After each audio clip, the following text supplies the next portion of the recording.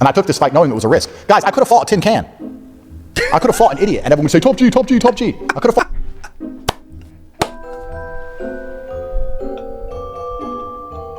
No, he just said it. He just said, he literally just said, guys, I could have fought a tin can. You fought Chase the War, brother. Like, literally, he was the most lucrative tin can that exists. The guy has got zero fight technique. You went in there because you saw a very lucrative, a diamond encrusted tin can, which you then lost to. And now you're talking about, I could have fought a tin can, but I fought the champ. I fought the champ. I could have fought a tin can. I fought the champ. The champ was Chase the Moore. You didn't just fight freaking Terence Crawford or Canelo, brother. Yeah, you fought Chase the Moore. If you knew what you were made of, then we would save the world. What's going on, people? I wasn't going to do this video, I swear to you. I did my one Andrew Tate video talking about how Chase the Moore has basically derailed the entire Red Pill community and how it's just such entertainment. It's been the most blissful thing to watch this supremely camp guy essentially take on all of the men who have classified themselves as the pinnacle of masculinity, and watch him literally punch them all up and show them he's more of a man than all of them. It's been delicious, I'm not going to lie, but Tate is the gift that keeps on giving. He's recently done this live stream that I literally need to react to because the dude's not coping well. It's a long live stream, so I'm sure I'm gonna have to edit it down heavily. So those of you who watch this back, don't get angry if it feels like maybe I'm talking too much or I'm not playing enough of it. It's 40 minutes long, so I'll link it in the description. But either which way, let's get through this. I'm gonna try and clip down to the good bits as much as possible. Let's check this out. Christmas is a happy time. That's a nice studio. I'm not even gonna cap. Studios. The Pagani, thank you, motor company. Have you heard of them? They make Pagani automobiles. There's not many of them in the world. They cost around $5 million each. I have two. The Pagani company actually came and built me a Pagani Christmas tree and gave me Pagani presents to put underneath it in my Pagani penthouse, which was very nice of them. This is not a good start. I have to say that this is not a good start. Okay, I get it. It's your brand. I make a lot of money, but very kind. Because I'll be honest, I probably wouldn't have had a Christmas tree. I had other things on my mind.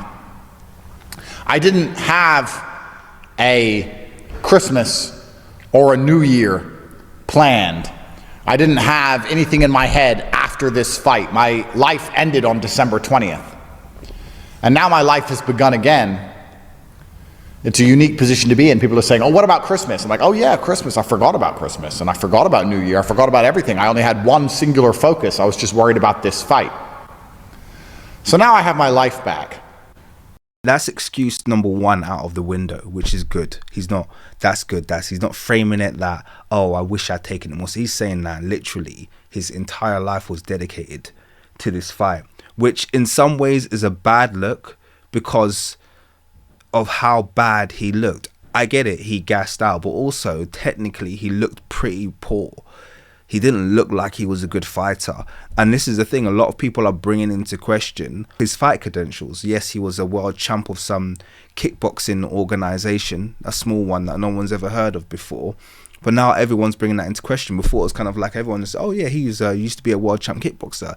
Andrew Tate's a hard man. But then we've seen Andrew Tate fight, and it's like, Andrew Tate can't fight. Like, it's not just a thing like, oh yeah, he got gassed. It's like, no, this dude can't fight. This dude don't know how to throw his hands properly in the ring. He don't know how to defend himself. Like, everything looked wrong about the way he was performing. So this is well, at least he's not making that excuse. So then we have to draw into question, can this dude actually, can he actually fight? And obviously, look, let's be real, he can fight better than the average person. Yeah. I'm gonna say 99 out of 100 street fights no, that's a bit high. I'm gonna say 95 out of 100 street fights with someone of a similar size, he's gonna win. Yeah, that I'm gonna say that just from having that fight experience. That's your kind of ratio that you're gonna kind of deal with. However, in terms of actually being a competitive boxer, someone who's got to have maybe a winning boxing record. Let's not even say undefeated, but a winning boxing record. Someone with a positive number boxing record as a professional. That I don't see that happening with him. He wouldn't have he'd have a losing record based on the evidence that he showed us. Dude can't fight. That's just it. That's actually Okay, he's waffling a bit here, so for real, I'm gonna actually just turn up the speed. And I know he speaks fast already, but boy, I ain't got time to be sitting listening to him all day. I'm gonna 1.5 it, and just hopefully he's still legible. optimum way to live life for your soul and for your heart. To wake up and say, I only have one thing to do, and I'm gonna give it my all. And if I do that on this day, I get the reward for that thing. That's a beautiful life. If I were to say to you right now, dedicate yourself for the next 1 year, give it your all, 4 or 5 hours a day, think about nothing else, don't go out, don't go party, don't talk to silly girls, forget about Christmas, forget about your birthday, forget about New Year's, focus only on this thing for 1 year, and on this date you get the reward. I guarantee you, even more than the reward, even better for you than the actual payoff in the end, will be the process of going through that year. And you're gonna think back on it with a fond memory. So this is where you have to be real. Yeah, you didn't have to do it, but you did it because you saw vulnerability. You saw an opportunity. Okay, you saw an opportunity to get a title easily. Okay, an opportunity was presented to you where KSI was probably stepping down, doing other things. You were offered to come and be the CEO of the organization, and the best way for you to do that would be to beat this awful champion that they had, this guy who clearly couldn't fight, this guy who anybody who's kind of in that size range would say, I'll take that fight. I've got no worries. I reckon I can handle this guy. That's everything that was presented to you. So let's be real about the motives behind it. It wasn't kind of like I thought I'd do something because it was a challenge and this, that. You thought it was going to be easy. That's the reality of it. You thought that this was going to be easy, and it wasn't. And there you go. You know, you were faced with an adversity that you weren't expecting. And perhaps the reason most people in that position don't take such big risks is because they're scared of being laughed at. And that's what we're going to talk about now. We're going to talk about today. We're going to talk about being laughed at or people mocking you when you fail at something. That's what today's emergency meeting is about, because I think a lot of you hold back on being who you want to be because you're afraid of people's negative opinion of you. I think this is ironic because he's doing this entire live stream because he's being laughed at. Let's be real. His brand has been utterly and completely annihilated. Yeah, since he lost his fight.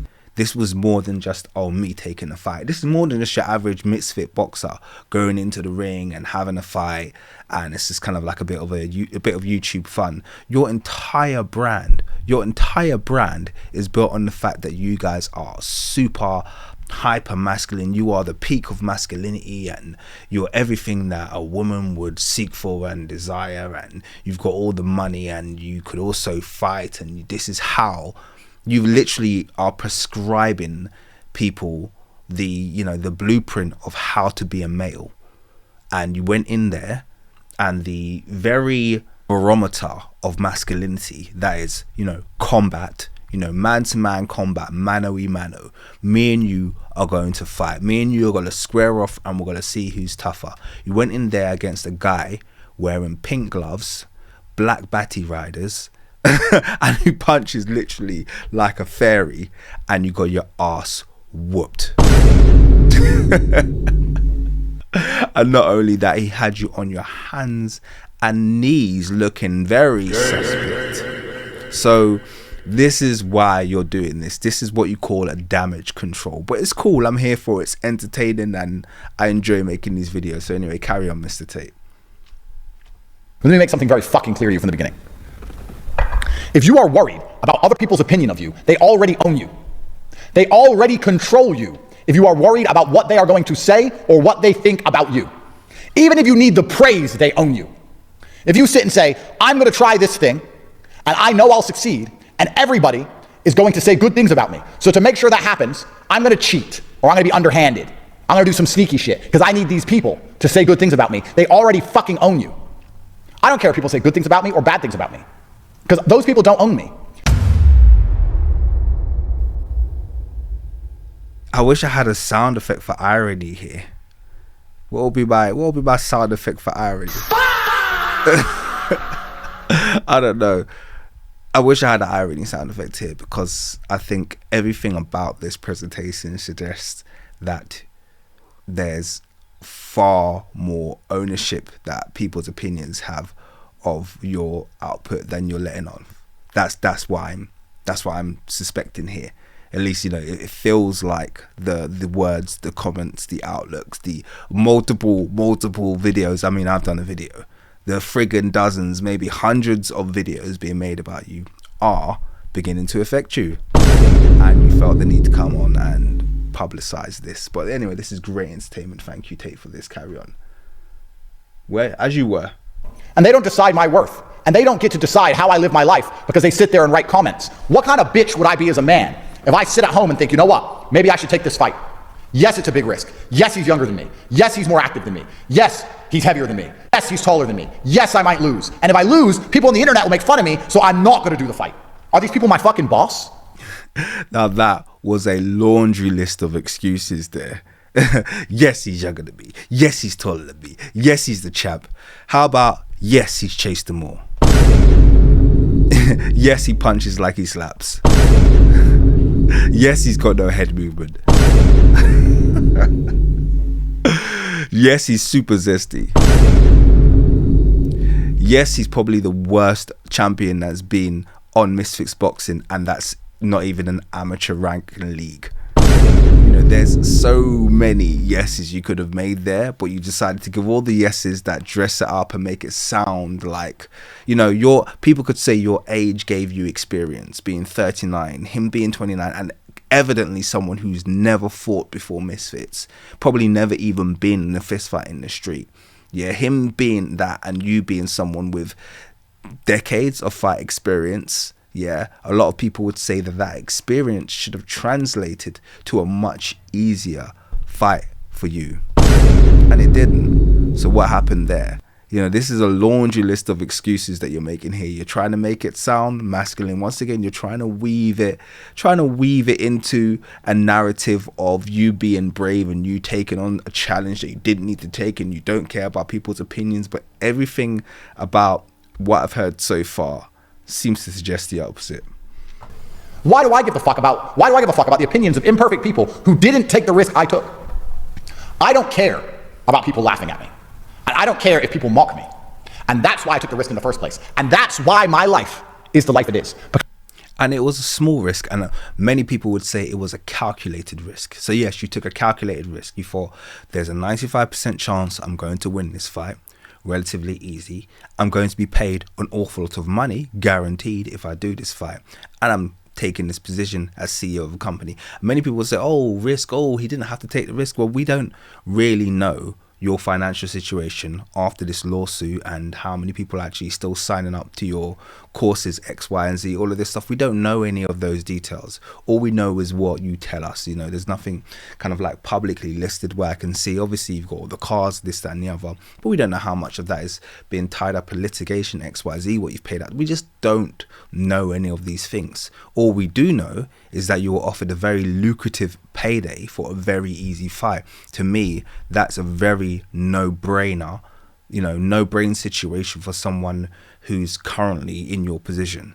So, you know, once again, trying to spin it, I get it. A lot of people might fall for it. To me personally, I don't fall for it. You did it. You wouldn't have did it. You wouldn't have done it if you didn't need to do it. That's the bottom line. Like you said, why take the risk to your brand? I feel like you probably could have done with that money. I feel like it probably came at an opportune time for you to do such a thing. And I also think that you thought that the fight was going to be easy, and it was. Don DeMarco. Because I've done nothing but take endless risks all the way to the top. A win is forever, and a loss is temporary. The reason a loss is temporary is because it eventually fades from your consciousness. The loss doesn't stay around for long. The world moves on, people forget, you forget, but the win stays forever. Let me give you an example. You try and start a business, and you win. You become a millionaire. You save your bloodline from eternal slavery. You buy a Pagani penthouse to give you a free Christmas tree. You try and start a business and you lose. You lose all your money, you get pissed off and upset. A few weeks later, you try again. The loss disappears, but the win stays forever. So when you understand that wins are eternal and losses are temporary, how do you not flip the coin? If he's not going to fight again, then I don't understand the point of this speech, because the whole idea behind having these kind of like trail of losses behind a final victory or a final win is the idea that, you know, you lose, but the loss is temporary, so you keep on trying until eventually you cross that line and yes, I'm winning now, or I've won. Okay, I get that. So that means he's probably gearing up to say that he's got to fight again. I was gonna say there, will anyone want to watch him fight again, but I actually might want to watch him fight again, because now he's kind of replaced Chase more for me in terms of the comedy factor. I do need a little bit of these really terrible fighters. They make for excellent entertainment. So seeing Andrew Tate go into another fight and getting whooped again would be supremely entertaining. So yeah, please do keep fighting. I went out on my shield like a man, and I'll do it again. Chase beat me, but he didn't instill fear in my heart. I'm not afraid of fighting. I'm not afraid of him. You looked afraid on the day. You looked afraid when those uppercuts were landing, when he was hitting you with them. He landed about 6 Shoryukens on you, and you're talking about you weren't afraid. You were hugging him like you were scared to death, man. So come on, man. It's easy afterwards to say, yeah, I'm not afraid of Chase. You looked afraid in the press conferences, and you looked afraid when you were getting your ass whooped. Let's be real. This dude's supposed to be a world champion kickboxing. My fucking ass. Look at him bleeding out of his eyes. Boom, another one. Oh my god. Getting his ass beat. He just beat me. I don't even know. I've not yet had time to process why he beat me. I got tired after the second round, and I don't know why. The first and second round, he couldn't touch me. That's called conditioning. Andrew, you're experienced fighter. It's called conditioning. Okay, you hadn't been in the professional fight for a long time. Like you said, you're 39 years old. Unless you literally done a very specific cardio-centered camp, like obviously people like Tony Ferguson, you know, would have done before he went out there very successfully in his mid-40s and handed out a can of whoop-ass. Unless you'd done that, then yes, your conditioning's got to catch up with you. You're fighting a guy who was a behemoth, 6'5", very, very big and leaning on you. And yes, that is a technique used in boxing to wear people down. The fact that it's, a couple of days after the fight and you're not aware of the reason why you got tired, this is slightly worrying that no one's had this conversation with you about conditioning. So yeah, bizarre. If I didn't get tired, I would have won. I'm a better boxer, but I did get tired. Maybe if I didn't get tired, I would have won. Thanks for that. That's ingenious. That's ingenious. If you didn't lose, you would have won also. Did you know that too? How about if you land him or punch? I've got a really good one. If you had hit him with a really hard punch on his chin and he had fallen over and not beat the 10 count, you would have won by TKO or knockout. Yeah. If the ref had jumped in and stopped the fight, you would have won. If I hadn't got tired, I would have won. But you did get tired. Okay, that was conditioning's a part of the fight game, and also you being a better boxer. I think the jury's out on that. Because as far as I'm concerned, you didn't land no Shoryukens. He didn't land any of those. Yeah, he landed plenty of those on you. Yeah, so unless you can show us the evidence, this is all talk. Show us the evidence of you being a better boxer. Because as far as I'm concerned, you had a boxing match. Chase won that boxing match quite handily. He's a better boxer than you. Okay, that's all there is to it. So Let me give you some life advice to everyone at home, guys. Never, ever take away your opponent's victory. It's like paying a debt. If you make a bet, you're a man. If you bet $100. So this is the typical double speak that you get from these red pill communities. He's literally spent the entire first portion of this video taken away from Chase's victory. I don't. If I hadn't got tired, I would have won. Oh, maybe it's because he was leading me. He was too big. He's younger than me. He's this and that. He was a champion. I came in. Blah blah blah blah. If that's what we've heard so far, and then he says never take away from your opponent's victory. That's literally what you're doing. You're doing a live stream, a 40-minute live stream of excuse making. That's literally taken away from your opponent's victory. Okay. If you had integrity, or the integrity that you're trying to sell, I'm not going to say you don't have integrity. If you had the integrity that you are trying to present to your audience, you wouldn't have done this. You would have literally just come on and said, guys, I got beat by the better man. That's what Chris Eubank Jr. did when he got beaten by Liam Smith, for instance. Okay, that's what AJ does in all of the times he's been defeated, twice by Usyk and one. Yes, I know he went on a bit of a rant and he threw the belts in the bin, but other than that, he'll just say, I got beat by the better man. You know, he was better than me on the day. No excuses. Okay, what you're doing is not the integral thing. It's not what people with integrity do. Okay, they don't sit down and make excuses for 40 minutes. And you can do it if you want. It's great entertainment for me. I love it. But then don't lecture people about respecting your opponent, because this isn't showing your opponent respect. The karmic forces in the universe does not and will not ever like or reward a man who doesn't pay his bets. Chase deserves this victory. And I kind of get it why he's doing this as well. Just to be clear, he's sitting down. He has to preach. This is his whole spiel. This is his whole shtick. Yeah, he has to preach. He has to sit down and he has to preach. There has to be a life lesson in this somewhere. Okay, because there's loads of people who are subscribed to him right now who don't know what to do. It's like, oh, guru got punched up by an emasculated feminine androgynous being. Okay, this isn't supposed to happen. He was supposed to win. Right now there's chaos in the manosphere because of this loss, so he now has to preach, and he has to kind of like morph this. He has to metamorphosize this into a sermon. It's a life lesson. God was teaching me something. I don't know what anything is yet. I don't know why I got tired. God zapped and took my energy away. It's like, you went into a fight, you're not that good a fighter, and you gassed out because you probably didn't condition yourself properly for that kind of fight. And as a result, you got 17 Hadoukens in a row. That's literally what happened. Okay, so there's no mystery, there's no sermon on the mount, there's no parables to be conveyed here. You had a fight and you lost, buddy. You know, keep it moving. He deserves the fame, he deserves the happiness, he deserves the money, he deserves the credit. He earned it. And I'm not going to take that away from him with excuses, talking about rematches, making up bullshit about how he grabbed me. Oh no, talking about rematches is absolutely fine. That's what fighters do. Yeah, you'll say, I want a rematch. I think I can beat that guy. No one would disrespect that. That's not being disrespectful. Being disrespectful is doing a 40-minute stream and making excuses. Exactly what you're saying, what you're not doing. Okay, so rather than that, you should just say, he was better than me on the night. He was the better fighter. But you know what, Chase, I can beat you. I want a rematch. No one would disrespect you from that. That is not detracting from the win. Okay, so yeah, nice try. Some crap. He won and he deserves it. And I pay my debts. I always pay my debts. If I want to get spiritual about all of this, if you must, you have to. It's inevitable that you're going to get spiritual about this. So yeah, please go ahead. that I was not supposed to win. Why was I not supposed to win? Is the world a better place now that I've lost? Maybe the win means more to Chase than it would have mean to me. Maybe Chase couldn't handle the loss.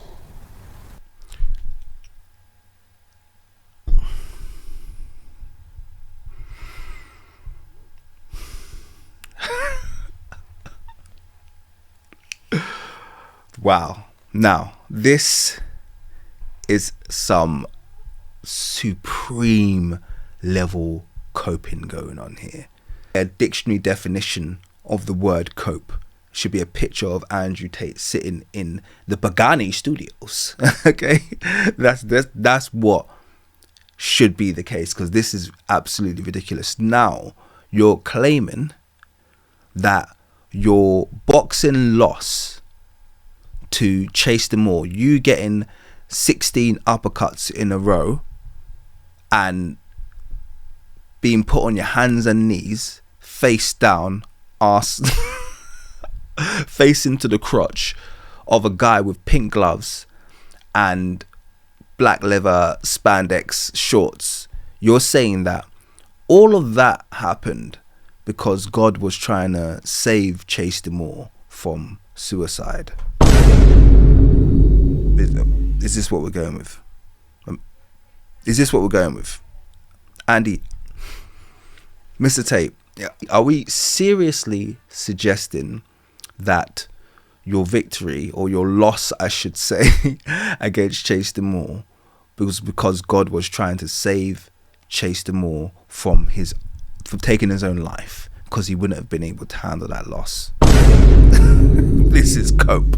This is beyond cope. This is beyond cope. This is just, that's what this is. Okay. This is unique. This is. Maybe God decided, you know what, Chase has been through enough with mocking and things on the internet. Chase doesn't need the loss right now. Andrew can handle the loss better. Maybe God decided. But you would have been happy to hand Chase that loss. But God decided. God stepped in and said, no, my son, I am going to intervene.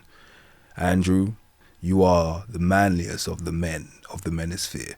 But today, you are not being granted that permission. For I have ordained that Chase will be protected from the hands of stone that you wish to inflict. Get a flipping break. Yeah, give me a break, man. Are you... What the hell are you talking about, man? This is like cope of the highest order, man. Maybe if I won, we would have went out and celebrated that night, and Tristan would have smoked a bunch of cigars, and maybe he would have died 1 minute earlier. And maybe I get an extra minute with my brother because I lost. And if that's the case, then I'm glad I lost. You have to have faith in a higher power. There's a lesson in all of this. You know what? A part of what he's saying, I kind of get. This is his character, okay? And a part of what has made him so successful is thinking like this, okay? Every loss, there has to be something engineered behind it that's actually gearing you towards something, okay? So I lost, I feel crap. Rather than focusing on the fact that I feel like crap right now, I'm going to see all of the possible positive spins that this loss has placed on my life, and the possible life lessons that I can get out of it. I dig that. I'm not gonna sit here and be a total hater. I kind of dig what he's doing, but it just sounds really copy, man. It sounds really copy. You know, some things are better. I get that he's a guru, you know, to a lot of these incels who will end up being horrible people because of his horrible advice. But I understand the life lesson he's probably trying to share here. And I don't need to know exactly what it is. If God decides that for some reason he's going to instantly gas me when I was in perfect physical condition so that I lose, then I have to accept God's decision. God instantly gassed him. God instantly gassed you. God. So this is not an excuse, and this is not detracting, this is not taken away from Chase. I pay my debts. I pay my debts. Yeah, I pay my debts. I drive a Bugatti and I pay my debts. But God gassed me in that fight. Otherwise, I would have won. Wow. And I'll take the punches in the face, like a man. And I'm not going to bitch. I'm not going to complain. And I'm not going to cry. I'm going to take it. God decided on that day. Apart from when you're bitching, lying, and complaining. You're not going to bitch. You're not going to lie. You're not going to complain. Apart from when you're bitching, lying, and complaining, like you are right now. Okay, cool. That's what has to happen to me, so I did it. If you're going to go through life without understanding that there's a grander plan, a plan that's bigger than just you and your ego. The plan is bigger than just us and our egos, guys. The plan is bigger than just, I want to win, so I have to have what I want like a spoiled child. The matrix, there's a matrix to be taken down, guys. Yeah? There's a matrix that needs to be taken down. And the plan is bigger. Sometimes Morpheus would send Neo into the matrix, but to lose. He has to lose to a man who is questionable in his sexuality, wears pink gloves, and has black baddie riding shorts on, and goes by the name of Chase Demore. That loss needs to happen in order for the to crumble. This is not a sign of good coping. This is not. If I was Andrew's psychologist right now watching this, I'd be a little bit worried. I'd be like, has he taken his just count, make sure that he's taken all of his meds recently, because this isn't looking good. He's He's spiraling. And I took this fight knowing it was a risk. Guys, I could have fought a tin can. I could have fought an idiot, and everyone would say, top G, top G, top G. I could have fought.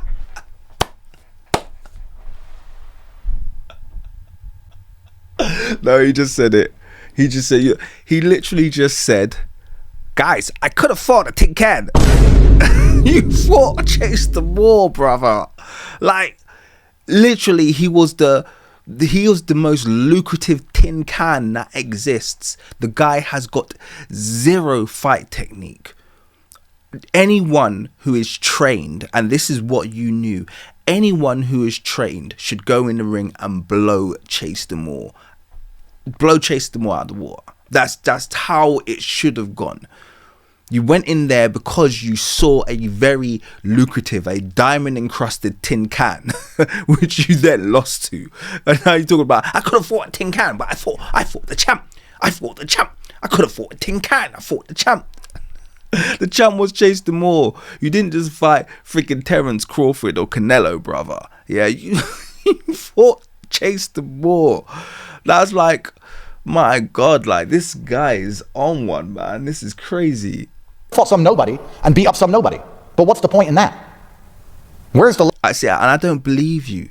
I don't believe you could even win a boxing match against someone who's your size, against anyone who's got any level of experience. So you're talking about tin can, but there's nothing that... Look, after watching this fight, there's a few things that are pretty much for sure, okay?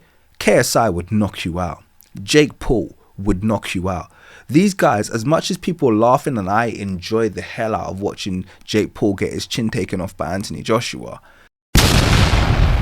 Oh my God. Jake Paul would smoke you in a boxing match. You do not want that smoke. And we don't, Jake Paul's not a great boxer, but he's better than you. We can see the talent there. KSI would knock your block off. Once again, not a great boxer, definitely good enough to beat you. I think both of them would stop you.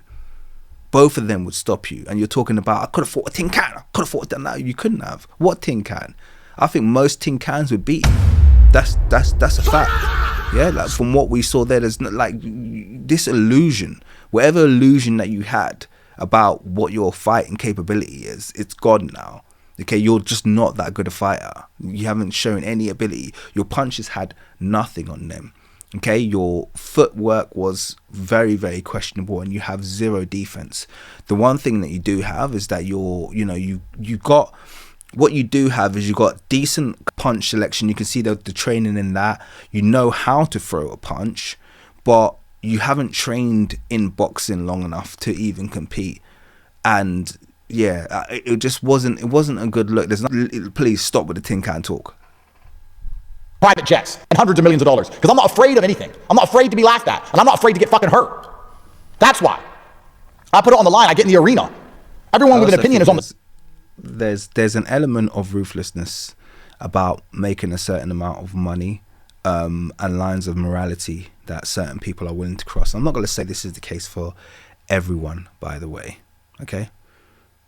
I'm not suggesting that this is the case for everyone. I don't think it is the case for everyone, but I think there is an element where people are willing to cross certain lines for such as, I don't know if you've heard Andrew Tate talking about when he used to run the cam girls. We used to run a business for webcam girls, and hearing him talk about that business and how he used to run it is literally revolting. It's disgusting how he used to treat those girls. It's disgusting how he promoted it as it was like some great victory. It's just disgusting. This is one of the reasons why I don't back him. I don't care what happens in his trial or this, that, and the other, because he's a horrendous human being.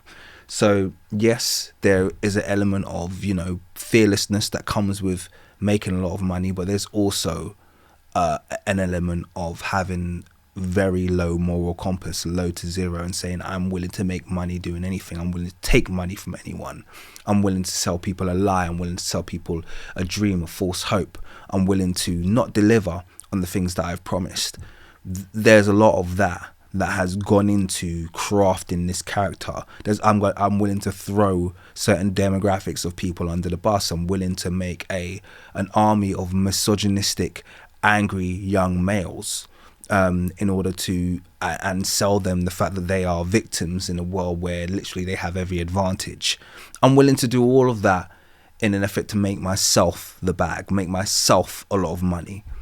He's shown a willingness to do that, and that lacks severe integrity. So I think a lot of these people who get rich like this like to praise themselves, like they've done something, I beat the odds. I went against this and that. And I was able to achieve that. And it's like, okay, cool. But you also did things that other people with integrity just would refuse to do. Who just say, no, I'm not. I could make a lot of money really easy doing X, Y, Z, but I'm not going to sell my soul. I wouldn't feel right as a human being dropping my moral barometer that low. So there is that, just to be clear. On the sidelines. Imagine living a life where you're so afraid of loss that you never get to win. You sit in the corner as a coward. Napoleon is in the history books. He lost battles. Muhammad Ali lost. Tyson lost. Champions sometimes lose. You lost to Chase them all, bro. let's keep it funky. But you lost to Chase them all. What did you lose? I just lost in front of the world. Got paid $20 million. I'm fine. And there you go. You got paid $20 million to fight Chase them all. So once again, that's a nice contradiction to the point that you made earlier regarding taking a risk. I didn't have to take this risk, this, that, and the other, blah, blah, blah. Fight Tinker. You got paid $20 million to fight someone who was supposed to be an easy fight. And you took it. Okay, so you can't, on the one hand, talk about your massive reward, okay, which was guaranteed regardless of how the fight went, and then talk about taking a massive risk. There was no risk, really, was there? It's like, here's a big pot of money. Do you want it? Just get yourself in shape and have a fight. Okay, you might lose the fight, but you're still going to get $20 million regardless, okay? It's not a huge risk. A lot of people, I would say a majority of people, probably in the 99.9 percentile, probably only people who wouldn't take that offer or that opportunity would probably be billionaires. So no, you didn't do anything that was magnanimous, daring, risky. You did something that literally every man in the world would say yes to. I just lost. What happened? I'm fine. My life's fine. I'm fine. Some jackass wrote a Twitter comment. You think I give a single fuck? The best way to get over a loss is to keep on winning. I'm going to keep winning. I'm going to continue on my mission to teach all the things I know to as many people who will listen to me before they finally put a bullet in my neck. I'm going to continue to see my kids and live a fantastic life. No one's going to put a bullet in Andrew Tate's neck, by the way. Okay, this is a part of the mystique he likes. Like, who are your enemies, Andrew Tate? Who's trying to take you down? All the Matrix. They're so scared of you because you're enlightening people. How? What? Tell me what? Who? What's this movement that you're doing? What are they doing? Are you making a bunch of angry young men dislike women? That's not a thing. Okay, that doesn't threaten any governments. If anything, you've empowered the current. You're the one who fed the you fed the conveyor belt towards the MAGA line. Okay, that was you. Yeah, you helped build these governments. Didn't you have Tommy Robinson coming to meet you at your latest event? Okay, why would you have the UK's most famous far-right activist and party leader coming to meet you at your event? Because clearly a load of his followers are a load of your followers. So that's the kind of people that you've been crafting. Who's this mythical government that wants to put a bullet in your neck, Andy? Seriously, let's be totally real about this. You're not that guy, okay? You're not that guy. You're not an activist. You're not doing anything that is against the grain. You're not anti-establishment. You literally are the establishment. Give me a break, man. I don't want to change. And now my joints are a little bit slower, my teeth are a little bit less sharp, and I'm walking around the savannah, and there's these other lions encroaching on my territory, and I don't want to change. I want to go fight them. Maybe I should be a bit smarter. Maybe I should know better. Yeah, don't avoid effeminate pink boxing gloves wearing 6'5" light-skinned slapboxing males. Yeah, avoid them at all costs, because we've all saw what happens when you fight that genotype. Perhaps look for someone else. staying active till 39 is very different than coming out of a 10-year retirement at 39. If I was 23, would I beat Chase? Of course. Would I beat Chase 3 years ago before the Romanians threw me in a fucking jail cell and forced me to sit in my house for 3 years for no reason? Yeah. Am I bitter? No, not diminishing Chase at all, are you? If I was younger, I would have beaten Chase. If I was a bit, if I was 22, I would have smashed it. Yeah, no. Not diminishing at all. No. Not diminishing his victory at all. Every ever scenario has you beaten Chase other than the scenario that you found yourself in. Yeah, that's not diminishing at all. Bitter? Am I going to sit here and cry that the Romanian government, the most corrupt government in the fucking EU, stole my prime years, my last years I could fight at my best? Am I going to cry about it? No. That's the government you chose to live under and laughed about the fact that you don't have to pay any tax and how liberal it is there. You chose to live in Romania. You had the whole world, literally. As you know, the whole world was your oyster. You could have lived anywhere. You chose Romania, and then you complain about how corrupt that government is. I find that laughable. After the fight, Chase said I helped him. Mentally.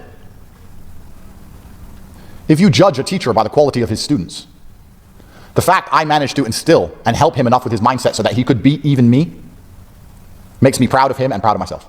Andrew Tate didn't lose to Chase the War. He lost to himself. That's the takeaway here. He didn't lose to Chase the Moore. He actually lost to himself. And actually, as Chase the Moore was a student of Andrew Tate, it was a victory for Andrew Tate and really not for Chase the Moore. Did you deep that? Deep. I mean, the world has to be a rosy place when you look at it through such coke tinted lenses. I'm telling you, it has to be a very, very rosy place, because really there's no situation where you take an L. That if he's become a master at crafting the world into a place where every situation is a W for him. And hey, kudos to him, because he does attract a lot of prosperity, and that is a mindset. And I'm always going to take my hat off to that and say, well done to you, Andrew Tate. But it's still funny to watch, and I'm still gonna laugh at it, and I'm still gonna laugh at the collapse of the red pill movement, because to me it's just it's pure entertainment, and I love the fact that it's coming at the hands of such a effeminate being. It's wonderful, honestly. Same things I have. And for the same reason I just said I'm proud of Chase, and I'm glad that I taught him things that allowed him to beat me, I hope all of you become more famous, more well-known, more rich, more successful than I am. You're watching my show. I want the absolute best for you. I'm not a hater. I'm not one of them fucking guys who wants others to lose so he feels better. I want all of my students to win. If you're inside the real world watching this, you join to make money, and you see that we teach you how to make money, I want you to do better than me. That's going to be my legacy. Top G is not about fighting. Top G is not about never losing. Top G, everyone says to me, is you helped with my mindset. You helped me. That's what I am about. That's what all of this is about. Perhaps that's why God made me lose, so that I had things to say on today's emergency meeting besides, ha ha ha, I won. Maybe that's why. I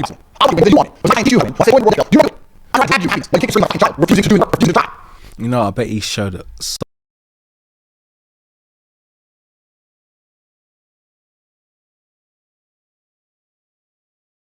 Sold a shitload of courses off the back of this speech as well.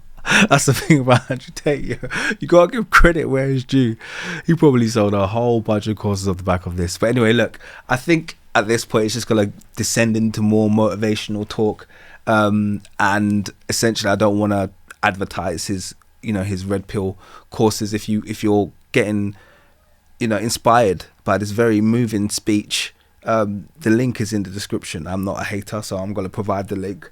But if you just came in for the comedy, I've just kind of shared a bit of Andrew Tate's coping. You could see he is coping hard after the loss and making a shed load of excuses. And I just thought I wanted to kind of react and give you a little bit of feedback on that. Hope you've enjoyed it. I think that's my last video on Andrew Tate. I you know what, the only reason I really did it is because I woke up in the morning and I was like, hey, that first Andrew Tate video has got a whole bunch of views, so I'm gonna react to this one as well, give people more what they want, you know what I'm saying? But I think that will be it for the Andrew Tate videos, at least for the meantime. Okay, hope you've enjoyed it, guys. Catch you in the next one. Peace. If you knew what you were made of.